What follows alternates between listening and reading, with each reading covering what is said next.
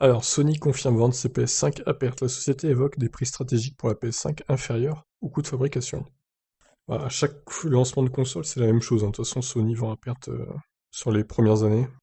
Puis après, bah, ils se remboursent via les prix des jeux, des abonnements en ligne, etc., quoi. Et puis au bout d'un moment, les consoles deviennent rentables avec la réduction des coûts de fabrication. Donc Sony a indiqué que les coûts de production des PS5 étaient plus élevés que les prix de vente. La vente à perte reste une pratique courante pour ce genre de produit afin de proposer des consoles à des tarifs compétitifs. Sony et Microsoft y ont souvent eu recours, mais moins Nintendo, même si la Wii U était elle aussi vendue à perte. Dans un rapport financier, Sony stipule clairement une perte résultant du prix stratégique de la PS5 inférieur au coût de fabrication. La firme Nippon ne précise pas les coûts de fabrication de la machine. En revanche, on sait que la PS5 Digital Edition se négocie à 399 $ aux États-Unis et 399 € en France.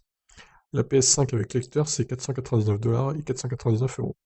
Plusieurs sources estiment le coût de fabrication de la PS5 à environ 470 $.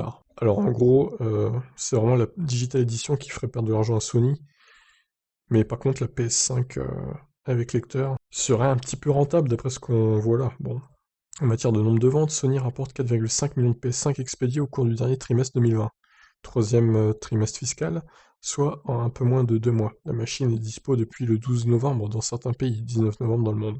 Sans surprise, la console a gangréné les ventes de PS4 pour les fêtes. Ces dernières sont passées de 6 millions à 1,4 million sur la même période, en un an d'intervalle. Ah bah ouais, c'est normal, hein, de toute façon, le contraire aurait été étonnant. Bon bah voilà, depuis plusieurs semaines, la PS5 est en rupture de stock. De l'aveu de Sony, l'offre restera déficitaire tout au long de l'année 2021. Voilà, donc dès 2022, je pense que la console sera rentable, entre guillemets. Ils ont réussi à baisser un peu les coûts de production. Voilà, je vous laisse réagir suite à cet article. Qu'est-ce que vous en pensez? Ciao ciao.